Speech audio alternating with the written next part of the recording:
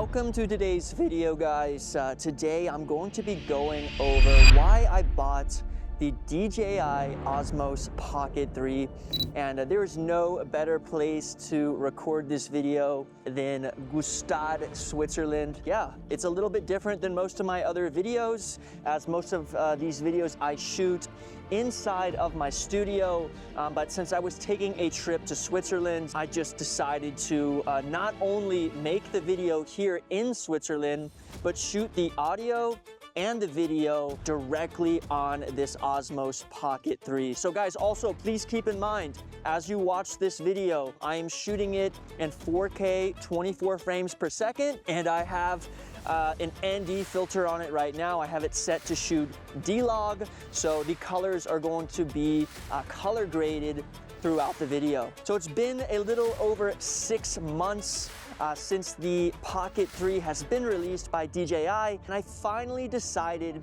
to pick one up. I personally wanted to wait a little bit because of, there was so much hype around it, and I wanted to, look at some reviews, see what other people were saying before I just decided to purchase one of these things for $500. And just so you guys know what I'm covering through the rest of this video, I want to speak about the unboxing of the product, I want to speak about the setup, I want to speak about my experience filming with the camera so far, and then I just want to speak about some post-production from the experiences that I've had with the Pocket 3 over the last 2 weeks. So guys, the main use case of this camera and the main reason that I decided to pick one up for myself is mainly because of the portability and the ease of use. I found myself so many times not making videos, like this while I'm vlogging or showing my day-to-day experiences, because sometimes it's just a pain in the ass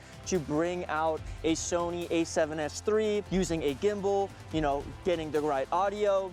This has it all packed in a punch, and it is really easy to shoot on it. For example, my trip to Switzerland, I've been able to record so many amazing experiences throughout this trip on my travels, on the train, because it's so easy. I can just pull it out and I can hit that record button. So moving into the unboxing of this product, my first impressions were, number one, that it was just a great quality camera. I also like the fact that it comes with a cool little travel case, which I actually got the Studio. I don't know the correct name. I'll put the name of the package that I bought. So it basically came with an extra mic, came with a tripod, it came with an extra battery, and it's in such a small little bunch that it's very easy to throw in the back of your backpack and take it around. I like how they packed it. I like the quality overall of all of the DJI products so far, and yeah, it was just an overall great experience. So moving into the setup, that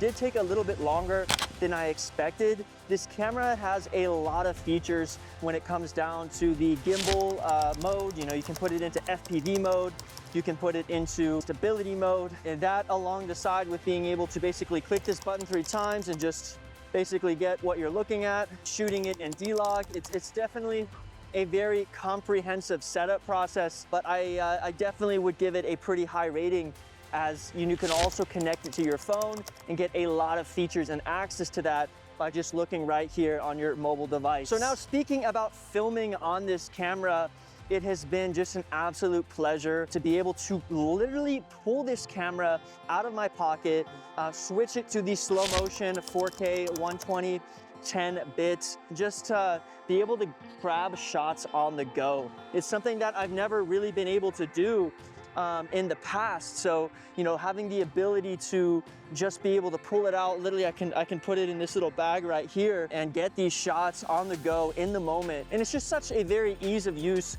in general. So that is definitely the biggest selling point of why I decided to get this camera. In addition to that, the battery life is actually very good. I've literally been able to film with this camera all day long, every single day with the internal battery. And then also, I personally never ran out of the internal battery, but because I got the creator package or the upgraded version, I also have that extended battery that I can continue to film all day long. So now let's just speak about the post-production aspect of this camera. So guys, as I mentioned before, One of the big pluses as a videographer is being able to color grade my images in post-production. So the fact that this shoots in a log format, which is D-Log, really allows me to manipulate the colors, really take advantage of that 10-bit and that high dynamic range.